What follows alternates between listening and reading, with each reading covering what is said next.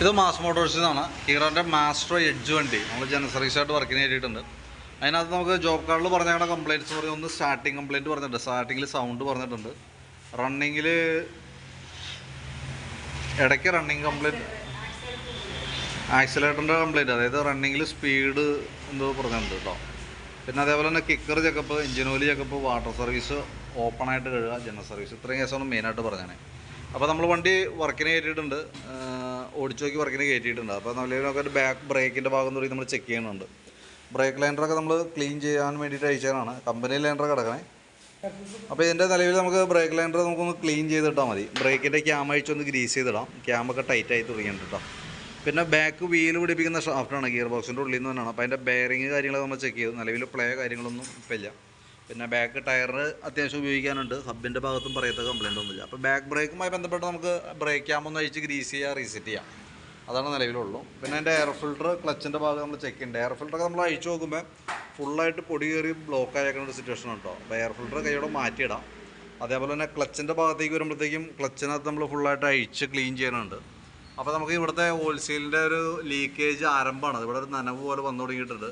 അപ്പോൾ നമുക്ക് കൈയോടെ ആ ഹോൾസെയിലൊന്ന് മാറ്റിയിട്ടേക്കാം. അതേപോലെ തന്നെ ഫുള്ളായിട്ടൊന്ന് ക്ലീൻ ചെയ്യാം. ബെൽറ്റും ക്ലച്ച് ഷോക്ക് വർക്ക് ചെയ്തിട്ടുള്ള പൊടിയൊക്കെയാണത്. അപ്പോൾ നല്ല രീതിയിലൊന്ന് ക്ലീൻ ചെയ്ത് നമുക്ക് റീസെറ്റ് ചെയ്യാം. അതേപോലെ നമ്മളതിൻ്റെ ബെൽറ്റ് ചെക്ക് ചെയ്യുന്ന സമയത്ത് ബെൽറ്റ് നല്ല രീതിയിൽ പൊട്ടൽ വന്നിരിക്കുന്നുണ്ട് കേട്ടോ. അപ്പോൾ കൈയോടെ തന്നെ നമുക്കത് മാറ്റിയിടാം. കാരണം അതല്ലെങ്കിൽ ഇത് എന്തായാലും അടുത്ത സർവീസ് വരെ കിടന്ന് ഓടാൻ സാധ്യതയില്ല. കൈയോടെ മാറ്റി ചെയ്യുന്നത് പറ്റുമെന്ന് വെച്ചാൽ നമുക്ക് ബെൽറ്റ് പൊട്ടിപ്പോയിട്ട് വണ്ടി വഴിപ്പെടുന്ന സിറ്റുവേഷൻ വരും. നിലവിൽ കമ്പനി ബെൽറ്റ് കിടക്കണേ, ഒറിജിനൽ ബെൽറ്റ് തന്നെയാണ്. പക്ഷേ അതിൻ്റെ മാക്സിമം കാലാവധി കഴിഞ്ഞിട്ടുണ്ട് കേട്ടോ. പിന്നെ അതിൻ്റെ variator body, boss drive, roller, അതൊക്കെയാണ് നമ്മൾ ഇത് ഡീറ്റെയിൽ ആയിട്ട് നമ്മൾ ചെക്ക് ചെയ്ത് നോക്കണം. നിലവിൽ കംപ്ലയിൻ്റ് ഒന്നുമില്ല. ഈ പീസെറ്റ് സ്ലൈഡ് എന്ന് പറഞ്ഞാൽ ഈ പ്ലാസ്റ്റിക്കിൻ്റെ ബുഷുകൾ നമ്മളൊന്ന് മാറ്റിയിടണം. കാരണം അത് അത്യാവശ്യം നല്ല രീതിയിൽ തന്നെ ഇവിടെ സ്റ്റെപ്പ് പോലെ ആയിട്ടുണ്ട്. അപ്പോൾ അതൊന്ന് മാറ്റിയിട്ടേക്കാം. ബെൻഡെക്സിൻ്റെ ഭാഗം നമ്മൾ ചെക്ക് ചെയ്യുമ്പോൾ ബെൻഡെക്സ് ചെറിയൊരു ടൈറ്റ് തുടങ്ങിയിട്ടുണ്ട്. തൽക്കാലം നമുക്ക് ലൂബ്രിക്കേറ്റ് ചെയ്തിട്ട് കയറ്റിയിടാം. കൂടുതൽ പ്രോബ്ലം കാണിച്ചിട്ട് മാറ്റിയാൽ മതി. ഏകദേശം ഒരു 1000-1500 രൂപ നമുക്ക് ചിലവ് തന്നെ കേസാണ്. അപ്പോൾ പരമാവധി അഡ്ജസ്റ്റ് ചെയ്ത് നോക്കാം. മാക്സിമം ഒരു രക്ഷയില്ലാണ്ടാകുമ്പോൾ മാറ്റി കളഞ്ഞാൽ മതി. ക്ലച്ച് യൂണിറ്റ് ഫുള്ളായിട്ട് നമ്മളൊന്ന് അഴിച്ച് ക്ലീൻ ചെയ്തിടുന്നുണ്ട്. വേറെ കംപ്ലയിൻറ്റോ കാര്യങ്ങളൊന്നുമില്ല. അപ്പോൾ ക്ലച്ചിനകത്ത് നമുക്ക് മെയിനായിട്ട് വരുന്നത് ഒന്ന് ഈ ഓയിൽ മാറ്റിയിടണം. രണ്ടാമത് നമ്മൾ മാറ്റേണ്ട പാർട്സ് ഈ വി ബുഷ് മാറ്റിയിടണം. മൂന്നാമത് നമുക്ക് ക്ലച്ചിനകത്ത് ചെയ്യേണ്ടത് ഈ ബെൽറ്റ് സെറ്റ് മാറ്റിയിടണം കേട്ടോ. അപ്പോൾ അത്രയാണ് നമുക്ക് ക്ലച്ചിൽ വന്ന വർക്ക്. ബാക്കി കിക്കർ വീലൊക്കെ ഒന്ന് ഗ്രീസ് ചെയ്ത് നമുക്ക് റീസെറ്റ് ചെയ്യാം. പിന്നെ ഈ ഭാഗത്തേക്ക് വരുമ്പോഴത്തേക്കും എഞ്ചിൻ ഹെഡിൻ്റെ ഭാഗത്ത് വേറെ ലീക്കേജ് കാര്യങ്ങളൊന്നുമില്ല. അങ്ങടേക്ക് വരുമ്പോൾ ചോക്കിൻ്റെ കേബിൾ ഇവിടെ ഔട്ടർ പൊട്ടി നിൽക്കുന്നുണ്ട്. Choke cable outer പൊട്ടിയേക്കാണ്.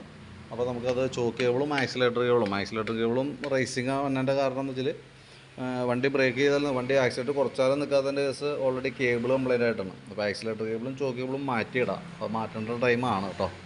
പിന്നെ നിലവിൽ അത്യാവശ്യം ഇതിൻ്റെ ഉള്ളിലൊക്കെ എഞ്ചിൻ റൂമിൻ്റെ ഉള്ളിലൊക്കെ നല്ല രീതിയിൽ ചെളിയുണ്ട്. ഓപ്പൺ വാഷിംഗ് ആയിട്ട് പറഞ്ഞിട്ടുണ്ട്. അപ്പോൾ നമ്മൾ അതേപോലെ തന്നെ നമുക്ക് ക്ലിയർ ചെയ്ത് ചെയ്യാം. പിന്നെയെന്ന് പറഞ്ഞു കഴിഞ്ഞാൽ നമുക്ക് കാർബറേറ്ററുമായി ബന്ധപ്പെട്ട് ഇപ്പോൾ നിലവിൽ ഓടിക്കുമ്പോൾ കംപ്ലയിൻ്റ് ഒന്നുമില്ല. പക്ഷേ എന്നാൽ പോലും കാർബറേറ്റർ നമുക്ക് ഈ എയർ ഫിൽറ്ററും പ്ലഗും കൂടി നമുക്ക് മാറ്റണം. ആ കൂട്ടത്തേക്കൂടെ കാർബറേറ്ററും കൂടി നമുക്കൊന്ന് അഴിച്ച് ക്ലീൻ ചെയ്തിടണം കേട്ടോ. പറയാൻ കാരണം എന്ന് വെച്ചാൽ നമുക്ക് ആ സെക്ഷൻ അപ്പോഴാണ് കറക്റ്റ് ആവുള്ളൂ. എയർ ഫിൽറ്റർ മാറ്റി കാർബറേറ്റർ ക്ലീൻ ചെയ്ത് പ്ലഗും നമുക്ക് മാറ്റിയിടണം. പ്ലഗിൻ്റെയും പോയിൻ്റ് പോയേക്കണം. എയർ ഫിൽറ്ററും പ്ലഗും കൂടി ഒരുമിച്ചാണ് മാറ്റേണ്ടി വന്നത് കേട്ടോ. അപ്പോൾ അതുകൊണ്ട് തന്നെ കാർബറേറ്ററും കൂടി ഒന്ന് ക്ലീൻ ചെയ്തിടണം. അത് നമുക്ക് ഇത് ഫുള്ളായിട്ടൊന്ന് ഈ രീതിയിൽ വാട്ടർ സർവീസ് കഴിഞ്ഞതിന് ശേഷമാണ് നമുക്ക് കാർബറേറ്റർ അഴിക്കാൻ പറ്റുള്ളൂ. കാരണം വെച്ചാൽ വെള്ളത്തിൻ്റെ എന്തെങ്കിലും പ്രസൻസ് വന്നു കഴിഞ്ഞാൽ അത് ക്ലിയർ ചെയ്യാൻ വേണ്ടിയിട്ടാണ്. തന്നെയല്ല നമുക്ക് ഇപ്പോഴത്തെ ഒരു കണ്ടീഷൻ വെച്ച് നോക്കിയിട്ട് ഇപ്പോൾ നിലവിൽ ഒട്ടുമിക്ക വണ്ടികളിലും ഓവർഫ്ലോൻ്റെ കംപ്ലയിൻറ്റ്, മിസ്സിങ് കാര്യങ്ങളൊക്കെ നിലവിലുണ്ട്. അപ്പോൾ കാർബറേറ്ററിൻ്റെ ഉള്ളിലത്തെ അവസ്ഥ എന്താണെന്ന് നമുക്ക് പറയില്ല. കാരണം ഇപ്പോൾ നമുക്ക് കിട്ടണത് എത്തനോൾ മിക്സ് ചെയ്തിട്ടുള്ള പെട്രോളാണ്. അത് ഉപയോഗിക്കുന്ന വണ്ടികളുടെ കാർബറേറ്ററിൻ്റെ അടിഭാഗം ദ്രവിച്ച് പോകുന്നൊരു കംപ്ലയിൻ്റ് ഉണ്ട്. അങ്ങനെ വന്നാൽ ചില കേസിൽ എന്തെങ്കിലും പെട്രോൾ ഓവർഫ്ലോൻ്റെ കേസൊക്കെ വരാറുണ്ട്. ഇപ്പം നിലവിൽ കംപ്ലയിൻറ്റ് ഇല്ലെങ്കിൽ പോലും ഒരു പക്ഷേ കംപ്ലയിൻറ്റ് വന്നേക്കാം കേട്ടോ. അപ്പോൾ ഞാനത് മുൻകൂട്ടി പറയണതിൻ്റെ കാരണം എന്ന് വെച്ചാൽ ഇപ്പോൾ ഒരു 10 വണ്ടി വന്നിട്ടുണ്ടെങ്കിൽ അതിനകത്ത് ഒരു 5 വണ്ടിക്കും എന്തെങ്കിലും കംപ്ലയിൻറ്റ് ഉണ്ടോ. ഒന്നുമല്ല ഓവർഫ്ലോൻ്റെ കംപ്ലയിൻറ്റ് വരും, അതല്ലെങ്കിൽ മിസ്സിങ് കംപ്ലയിൻറ്റ്, അങ്ങനെ പല രീതിയിലുള്ള പ്രോബ്ലംസാണ്. ഞാൻ ഈ വീഡിയോൻ്റെ ഡിസ്ക്രിപ്ഷനിൽ അതിൻ്റെ ഡീറ്റെയിൽസ് ഇട്ടേക്കാം. അതൊന്ന് കയറിയാൽ ലിങ്കിൽ കയറി കഴിഞ്ഞാൽ കൃത്യമായിട്ട് നമുക്കിപ്പോൾ വന്നുകൊണ്ടിരിക്കുന്നതിൻ്റെ പ്രോബ്ലംസ് കൃത്യമായിട്ട് നമുക്ക് അതിനെ അറിയാനായിട്ട് പറ്റും. 1-2 വണ്ടികളല്ല, ആവശ്യം പോലെ വണ്ടികൾക്ക് കംപ്ലയിൻ്റ് ഉണ്ട്. എന്തായാലും നമുക്കത് വലിയ പ്രോബ്ലം ഇല്ലെങ്കിൽ കൈയോടെ നമുക്കത് ക്ലീൻ ചെയ്ത് റീസെറ്റ് ചെയ്ത് പോകണമായിരിക്കും കുറച്ചുകൂടി നല്ലത്. പിന്നെ ഫ്രണ്ടിലേക്ക് വരുമ്പോഴത്തേക്കും ഫ്രണ്ട് ബ്രേക്കും കൂടി നമ്മൾ അഴിക്കും. ഇപ്പോൾ ഞാൻ ബാക്ക് വീൽ അഴിച്ച കാരണമാണ്. അത് കംപ്ലീറ്റ് ആയതിന് ശേഷം നമ്മൾ ഫ്രണ്ട് വീലും കൂടി അഴിച്ചിട്ട് ബ്രേക്കൊക്കെ ഒന്ന് ക്യാമൊക്കെ ഒന്ന് അഴിച്ച് ഗ്രീസ് ചെയ്ത് നമ്മൾ റീസെറ്റ് ആക്കും. ഫ്രണ്ടിലത്തെ വീല് ബ്രേക്കിൻ്റെ കേബിളുകൾ കംപ്ലയിൻ്റ് ഒന്നുമില്ല. അതായത് ഇത് കോമ്പി ബ്രേക്കിൻ്റെ കേബിളാണ്. ഇത് ഓക്കെയാണ്. ബ്രേക്ക് പിടിച്ചാൽ മൂവ് ചെയ്യാനുള്ള ഗ്യാപ്പൊക്കെ ഉണ്ട്. ഇതിനൊരല്പം കുറവാണ്. പക്ഷേ എന്നാലും നമുക്ക് തൽക്കാലം ഇത് വേണമെങ്കിൽ യൂസ് ചെയ്യാം. കാരണം ചെറിയൊരു ടൈറ്റ് പോലെ കാണിച്ച് തുടങ്ങിയിട്ടുണ്ട്. ആരംഭമാണ്, നമുക്ക് വേണമെങ്കിൽ തൽക്കാലം ഇടാം. ഇനി അതല്ല മാറ്റണമെന്നുണ്ടെങ്കിൽ നമുക്ക് കൈയോടെ അത് മാറ്റി പോവാം. എപ്പോഴും ബ്രേക്കിൻ്റെ കേബിളൊക്കെ ആകുമ്പോൾ മാറ്റിയിടണമാണ് ഏറ്റവും സേഫ്. ഞാനിപ്പോൾ തൽക്കാലം വേണമെങ്കിൽ അഡ്ജസ്റ്റ് ചെയ്യാവുന്ന രീതിയിലാണ് നമ്മളിപ്പോൾ എസ്റ്റിമേറ്റിനകത്ത് ബ്രേക്ക് കേബിൾ ഉൾപ്പെടുത്തുന്നില്ല. വീഡിയോ കണ്ടതിന് ശേഷം നിങ്ങൾ നോക്കിയിട്ട് പറഞ്ഞാൽ മതി, അതനുസരിച്ച് നമുക്ക് ചെയ്യാം. മാറ്റണമെങ്കിൽ മാറ്റിയിടാം കേട്ടോ. പിന്നെ ഈ കേബിളുകൾ പോകുന്നത് ഈ സൈഡിൽ തന്നെ ഒരു ഗ്രോമറ്റ് ഉണ്ട്, റബ്ബറിൻ്റെ, അത് പൊട്ടിപ്പോയേക്കാണ്. അപ്പോൾ എന്തായാലും നമ്മളത് അഴിച്ചേക്കാണ്, ആ കൂട്ടത്തിൽ കൂടെ അതുകൂടി മാറ്റിയിട്ടേക്കാം കേട്ടോ. ഫ്രണ്ട് ടയറിൻ്റെ കണ്ടീഷനൊക്കെ ഓക്കെയാണ്, വേറെ പ്രോബ്ലം ഒന്നുമില്ല. പിന്നെ നമുക്ക് അതിൻ്റെ ബാറ്ററിയുടെ പ്രോബ്ലമാണ് സെൽഫ് എടുക്കാൻ ബുദ്ധിമുട്ട് കാണിക്കുക. 2020 മോഡൽ ബാറ്ററിയാണ് വണ്ടിയിൽ ഇരിക്കുന്നത്. അത് ബോഷ് എന്ന് പറയുന്ന ഒരു കമ്പനിയുടെ ബാറ്ററിയാണ് ഇരിക്കുന്നത്.